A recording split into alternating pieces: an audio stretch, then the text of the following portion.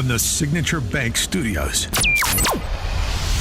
This is Chicago's Morning Answer with Dan Proft on AM 560. The Answer.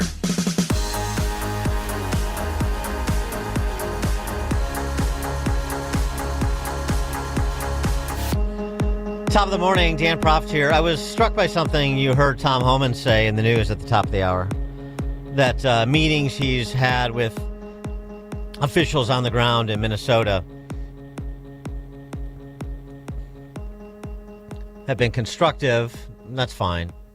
And there's agreement that ICE, CBP, DHS, legitimate law enforcement agencies. Well, that may be something they say to Tom Homan's face. That may be something they say before the cameras. That may be something they say in order to come across as reasonable and willing to make compromises. But what is the evidence to support that claim? All the evidence runs contrary. It's very much like when JB or one of these other sanctuary state governors or the raft of sanctuary city mayors say, well, of course we want you to remove violent criminals in this country illegally who pose a public safety threat. Of course we do. Really?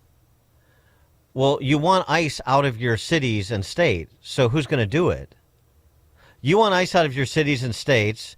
You say you're not going to support or you're not going to enforce federal immigration law, as Mayor Fry said after his call with Trump, and that's what he said. I told Trump I'm not going to enforce federal immigration law. Okay, so you're not going to enforce federal immigration law. You're not going to collaborate with those who do, and you want them out of your city and state, but you support the removal of this cadre of people here illegally. No, you don't. Because the positions you take make that impossible. Follow the logic, please. Not to mention, follow what they actually say when they're speaking to their constituencies. Like Pramila Jayapal, that putty-faced Marxist from Washington State, who's the former band manager of the Socialist Spice Girls in the House.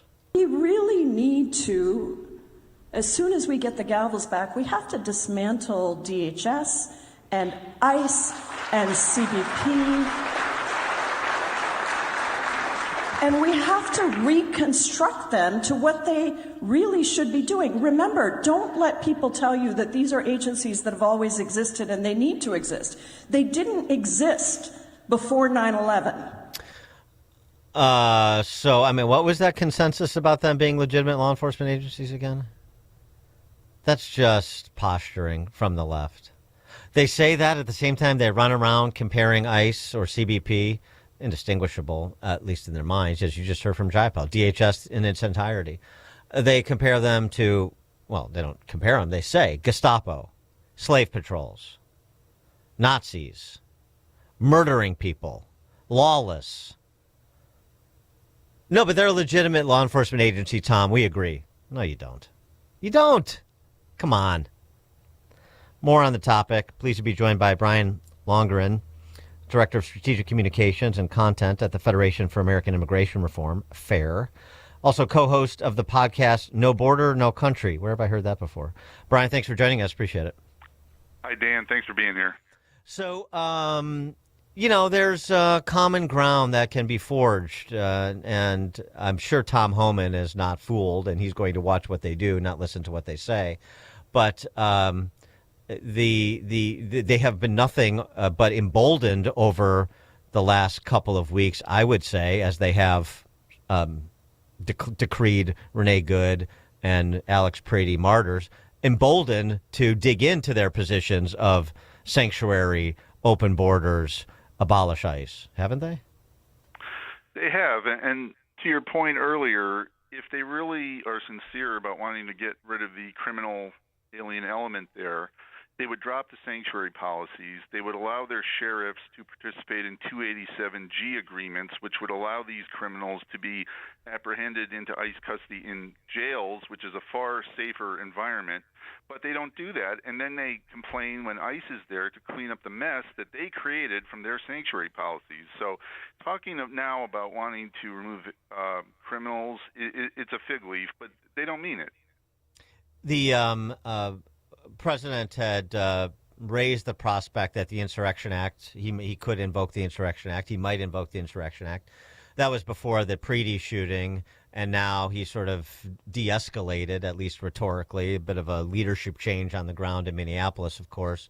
And there's less talk of that. But but that still is something that is available to him, and we're not just talking about with respect to Minneapolis. And I wonder what you think about that still being something he should be considering. Well, it should absolutely be on the table because I have not heard Tim Walz or Jacob Fry say anything to these agitators on the street to stand down, to go back to their homes, to not obstruct ICE. They're not doing that. So, in fact, they're doing the opposite. They're encouraging them, making them out to be heroes. So until they do that, the president should absolutely have that on the table because that rhetoric has created an incredibly unsafe and deadly environment there. What the other scuttlebutt is that Tom Homan had within the administration argued for some time for more strategic approach to enforcement. Essentially, work off that list of 435,000 Class X felons or people charged with Class X felonies in this country illegally that were identified from Representative Anthony Gonzalez's correspondence with Biden's ICE office back in the day. Let's drill down on those people, for example, and worry less about who you might come in contact with that's also in this country illegally if they're not on the list. That seems like a difficult line to walk if you're an ICE agent on the street, but is that something that do you think will be Homan's approach in Minneapolis and elsewhere throughout the enforcement operations across the country, and should it be? Well, I think Tom Homan was entirely correct when he came into this position now that the first priority is to get the criminal element out of these communities because as we've seen from many innocent victims that have lost their lives, these criminal aliens are a direct threat to the safety of the public. But beyond that, the question is people here who are just in violation of our immigration laws, if we're going to look the other way on that, what other laws are we just going to look the other way on? We pass these laws for a reason. You cannot have a functioning society when we don't know where people are from, we don't know what their backgrounds are, they're living in these shadows, and people voted last November to fix this situation. But now that it's getting a little tight, people in the media and other people, that doesn't look good. Well, this is the law. They're enforcing the law. They're not making it up as they go along. Congress passed these laws. Are we going to enforce them or are we not going to enforce them? And if we're not going to enforce them, as I said, what other laws can we just look the other way on? Well, right, and what's a nonviolent offender? I mean, is it somebody that just steals Medicaid money with a phony home health care business? I mean, is that somebody that doesn't get deported or that gets deprioritized even if you happen upon them or you happen upon them as part of a ring of benefits fraud like we see in Minnesota and elsewhere? That's why I say I think it's very difficult, but I think some people have been, cowed by the tack that the D.C. press corps has taken, where we're supposed to obsess about the percentage of people who've been apprehended by ICE who have a violent criminal history versus the percentage that don't. Why should I care? I don't care. If you're here illegally, you're here illegally. And if it's 25%, if it's 5%, you're still talking about a big number of people that are predators, that are violent criminals here illegally. So I'll take everybody that I can get in that bucket, but everybody I can get in the other bucket too, because as you say, the law is the law or it isn't. Or you can rightly have U.S. citizens saying, which is the one law I get to ignore as long as I'm nonviolent and ignoring it. Right. And you mentioned the fraud in Minnesota. It goes even beyond that. Most people who are here illegally have committed identity fraud. They are draining our health care resources. They're draining our education resources. Our organization, FAIR, did a study not long ago that said illegal immigration costs $150 billion a year. That's not small money. That money can be used for Americans and for needed programs beyond this problem. So to say, well, it's a victimless crime, well, why do you care? It puts in a tremendous strain on our country. And at the same time, they're jawboning the affordability issue, right? they're transferring, they're allowing for essentially a wealth transfer from American citizens to non-citizens while they decry the Trump administration's lack of addressing the affordability issues that many American families are feeling.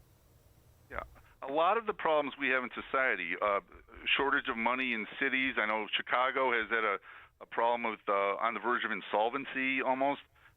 These are directly connected to these sanctuary policies. They're not the only reason, but they're a big reason. Right, and so the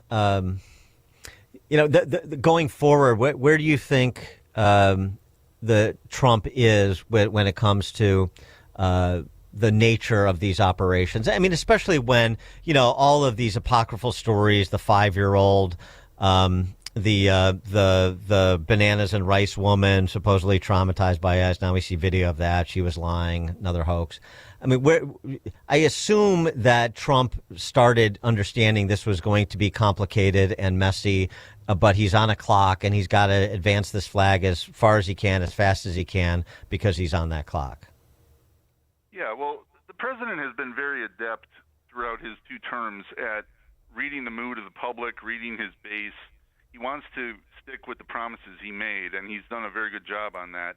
But he's also mindful of how things look and how they're perceived. So I think he's flexible enough that he's going to try to keep his promises that he made, that he's been keeping, and also be flexible enough that he can change on the fly, and not to the point where he's going to lose his base. So I would bank on him reading that well and making the moves in such a way that he's going to thread that needle. What's your assessment of Kristi Noem and to a lesser extent Gregory Bavino, and whether or not it would behoove the president to roll a few heads? Well, the media is calling for that, and these Democrats are calling for that, but it's kind of an unwritten rule in Washington. You don't just concede to the mob, in a sense.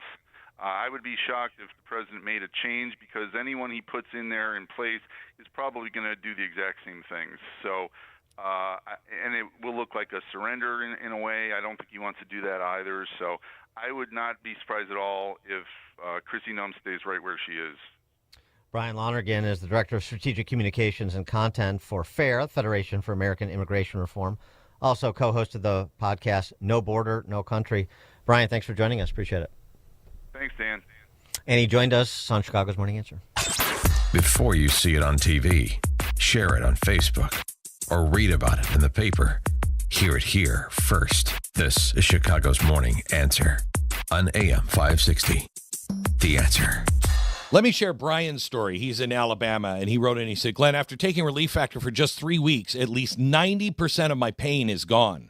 My pain had started to limit me at work and at home, and I am amazed at the relief that I have gotten. Those are Brian's own words, and they speak volumes about what Relief Factor can do. And I've seen that kind of transformation in myself, and hearing Brian's experience reinforces why I take endorsing Relief Factor so seriously.